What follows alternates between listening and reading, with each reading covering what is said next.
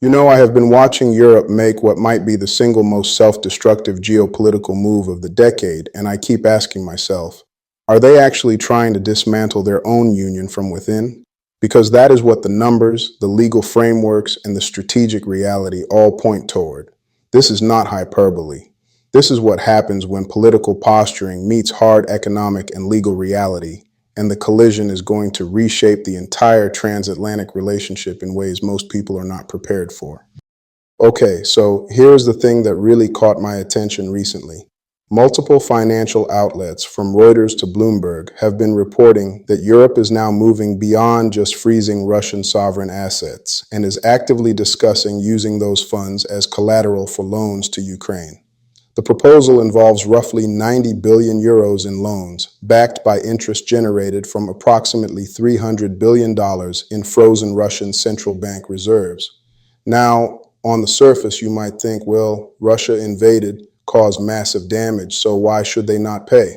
That sounds logical, right? But my take on this is that we are dealing with something far more dangerous than a simple reparations question. We are looking at the potential collapse of the very international financial order that has kept global trade functioning for the past 80 years. What strikes me about this situation is not just the action itself, but the desperate way Europe is trying to square a legal circle that simply cannot be squared. According to reports from Politico and the Financial Times, the European Union could not even reach a consensus on directly seizing the assets. Why? Because Belgium, where the clearinghouse Euroclear is based, immediately raised the alarm that doing so would expose them to massive legal liability.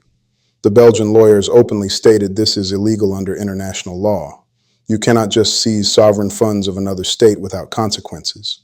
And yet, instead of backing down, what did Brussels do? They created this convoluted workaround where member states themselves would guarantee the loans, hoping that would somehow shield them from the legal fallout. This is where my own analysis starts to diverge from the mainstream narrative you see in most Western coverage. The media headlines scream about European unity, about standing with Ukraine, about moral clarity.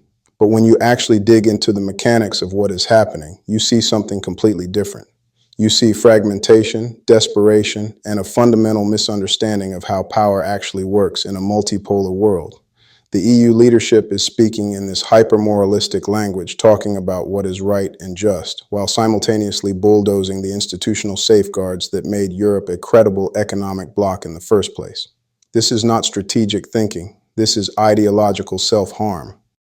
Now, before we dive deeper into the implications of what this asset seizure means for Europe's future, I want to mention something that genuinely fits into my routine these days. Like many of you following complex geopolitical analysis, I am often glued to my desk for hours, researching, reading reports, trying to piece together what is actually happening beneath the headlines. And that kind of schedule does not leave much time for cooking healthy meals. This is why I have been using Mom's Meals lately. They deliver chef-prepared, ready-to-eat healthy meals right to your door, which is a lifesaver when you are trying to stay on top of global developments that are moving this fast. The meal options include keto-friendly meals, diabetic-friendly, low-carb, heart-healthy, low-cholesterol meals, vegetarian, and so much more. Everything is designed for convenience, nutrition, and those of us with busy schedules who still want to eat well. Prices start from just $7.99 per meal, which is honestly hard to beat for this level of quality and convenience. I have put the link in the description, and you can get 50% off your first order if you want to try it. It is one of those things that just makes the research grind a bit more sustainable. All right, back to Europe's unraveling financial credibility. The thing that really blows my mind here is the sheer short-sightedness of the legal argument being made. EU officials are essentially saying, look, we will only return this money if Russia loses and pays reparations.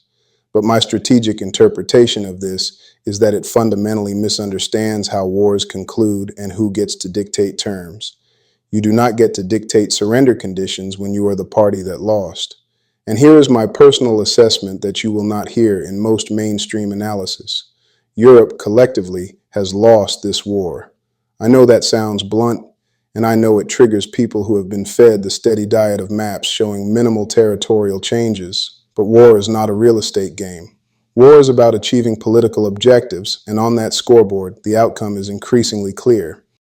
Let me explain my reasoning here, because this is crucial to understanding why the asset seizure is such a desperate move. For 3 years, we have been told this is a war of maneuver, that we should watch the map, that Russia is taking insignificant amounts of territory at enormous cost.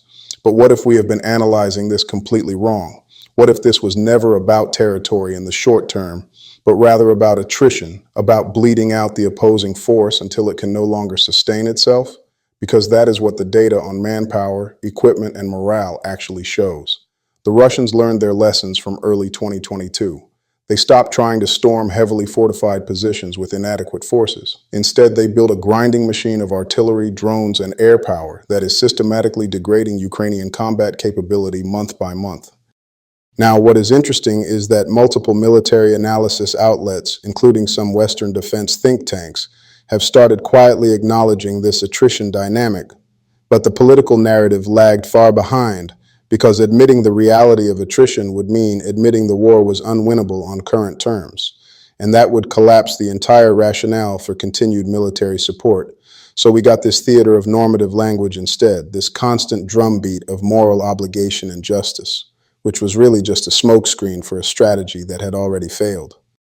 This is the part that really stood out to me when I was researching the timeline of diplomatic failures. Back in early 2022, there was a peace framework on the table in Istanbul. The outlines were there. Ukraine would declare neutrality. Security guarantees would be provided by multiple powers. The territorial issues would be shelved for future negotiation. And what happened? According to multiple sources, including reporting from the Financial Times and statements from former Israeli Prime Minister Bennett, who was involved in mediation efforts, the United Kingdom and United States actively discouraged Zelensky from proceeding. They wanted a long war, not a negotiated settlement. The now viral clip of Amanda Sloat, who directed European affairs under Biden, essentially confirmed what many of us suspected. Keeping NATO membership on the table was more important than preventing a catastrophic war. My personal conclusion from this is that the narrative of an unprovoked invasion was never just a simplification. It was a strategic necessity. Because once you admit there were provocations and security dilemmas at play, then you have to admit there is a political solution, and a political solution would have ended the war before Russia could be strategically weakened, before the European security architecture could be remade, before the military-industrial complexes could ramp up to full capacity. This was always about using Ukraine as a battering ram against Russian power, and the Ukrainians themselves understood this. Zelensky told The Economist back in March 2022 that the West wanted a long war, even at the expense of Ukraine's destruction, because it would weaken Russia. Now here is where my analysis gets really uncomfortable for a lot of people. The entire censorship campaign we witnessed, where anyone questioning NATO expansion was labeled a Putin apologist, where suggestions of Ukrainian corruption were dismissed as Kremlin propaganda, where pointing out battlefield realities was called undermining morale, all of that was not about protecting democracy or fighting disinformation. It was about maintaining a war narrative that was fundamentally detached from strategic reality. And one by one, these censored points have been proven true. The Nord Stream sabotage was not Russian self-sabotage. The sanctions have not collapsed the Russian economy. The Ukrainian counteroffensive failed to achieve its objectives. The war has become a grinding attritional conflict that favors Russia's demographic and industrial advantages. This brings us to the current diplomatic circus we are witnessing. Bloomberg reported just hours before I wrote this script that Emmanuel Macron is now saying Europe will have to find a way to directly engage with Putin as the US pushes ahead with peace talks. Let that sink in for a moment. The French president, who was shamed for years for trying to maintain a diplomatic channel, is now leading the charge to talk to Moscow. Why? Because the contradiction has become too absurd to sustain. You cannot simultaneously demand a seat at the negotiating table while refusing to speak to one of the main parties. You cannot hold peace summits in Denmark and Saudi Arabia without inviting Russia and call them peace summits. That is not diplomacy. That is a support group for people who lost a war. My strategic interpretation of Macron's shift is that it reflects a growing panic among European elites who realize the United States is about to cut a deal that prioritizes American interests, not European ones.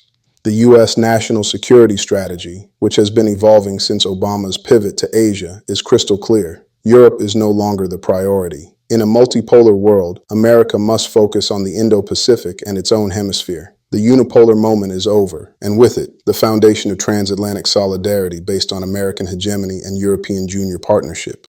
This is the historical context that most analysis completely misses. After World War II, the bipolar world gave the West a clear enemy and purpose. After the Cold War, the unipolar moment gave NATO a new mission, expansion and interventionism. But in a multipolar world, what is NATO's purpose? The US already answered this in its latest strategy documents. No more expansion. Why? Because expanding NATO deepens American commitments in a region that is strategically declining in importance while simultaneously pushing Russia into China's arms, which is the exact opposite of what US grand strategy requires. From an American perspective, the logic is impeccable. From a European perspective, it is catastrophic. What this means, in my personal assessment, is that Europe is about to experience the worst of both worlds. They have destroyed their economic relationship with Russia, which was the foundation of their industrial competitiveness, especially German manufacturing. They have alienated China, which is now their largest trading partner, by following America's strategic decoupling agenda. They have even managed to irritate India by trying to dictate its foreign policy choices. And now they are setting themselves up against the United States itself by trying to maintain a hardline position that Washington no longer supports. The result is a European Union that has become a geo-economic burden rather than a benefit for its member states. This is why I believe we are heading toward not just a crisis, but a potential dismantling of the European Union as we currently know it. The EU had a clear purpose as a geo-economic bloc. It allowed medium-sized powers to punch above their weight in trade negotiations to create some parity with the US and to manage relations with rising powers like China. But that purpose is evaporating. When the German chancellor visits Beijing to negotiate economic deals and is undermined by EU officials threatening sanctions simultaneously, the value proposition of membership collapses. When the only thing holding the union together is shared animosity toward Russia, you have built your foundation on sand. You know, the more I think about this, the more I see parallels to historical moments when empires or unions persisted long after their strategic rationale had disappeared. The Soviet Union held together for a decade after its economic model had become untenable because the ideology and institutional inertia were so powerful. The EU risked the same fate. The institutions, the careers, the ideological commitments are all invested in a particular vision of Europe that requires American hegemony and Russian isolation. But if American hegemony is receding and Russian isolation is impossible, that vision becomes a fantasy that European leaders are forcing on populations that are increasingly unwilling to pay the price for it. What is particularly striking to me is how the EU's own internal dynamics are accelerating this unraveling. The way they have treated dissenting voices, whether it is Hungary's Viktor Orban being vilified for suggesting diplomacy, or Belgium being called Putin's puppet for raising legal concerns, or academics like Professor Deason being smeared for stating obvious strategic realities, this is not the behavior of a confident, cohesive bloc. This is the behavior of a political entity that knows its foundation is cracking and is desperately trying to silence anyone who points at the fissures. But you cannot shame your way out of a strategic defeat. You cannot humiliate your way into relevance in a multipolar world. The broader implications of this extend far beyond Europe itself. If the EU proceeds with seizing Russian assets, it will trigger a flight from European financial institutions by any country that fears it could be next. China, India, Saudi Arabia, and dozens of other nations are watching this closely. They hold trillions in European assets and sovereign bonds. If the rule of law can be suspended for Russia today, why not for them tomorrow if they cross some future European normative red line? The result will be the de-dollarization movement that is already underway will gain a European counterpart. The euro will become seen as a politicized currency, not a neutral reserve asset, and that will accelerate the fragmentation of the global financial system into competing blocs, making everyone poorer and less secure. My own conclusion from studying this trajectory is that Europe faces a fundamental choice, and they are running out of time to make it. They can either accept the reality of the multipolar world, which means pursuing an independent foreign policy that acknowledges Russia's legitimate security concerns, maintains economic ties with China, and builds a European security architecture that does not depend on American military guarantees.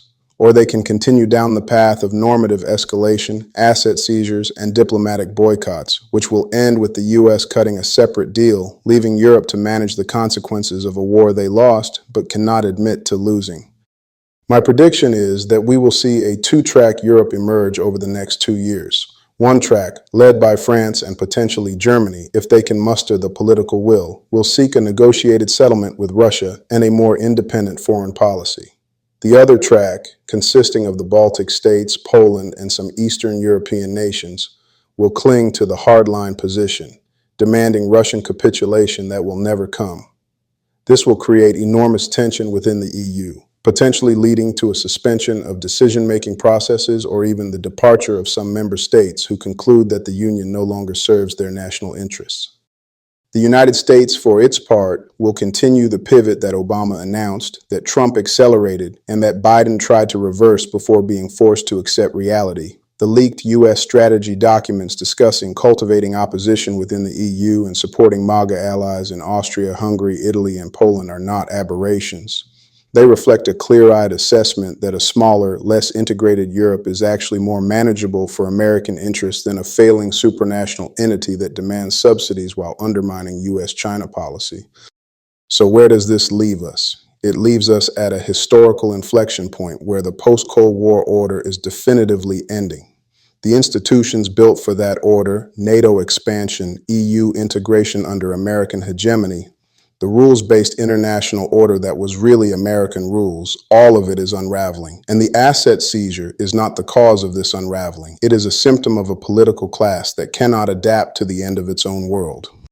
What strikes me most about this moment is the sheer scale of the miscalculation.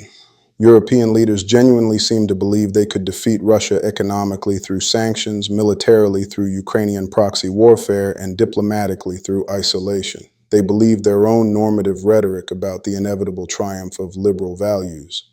But they forgot that power in international relations is not determined by who has the better argument in a Brussels conference room.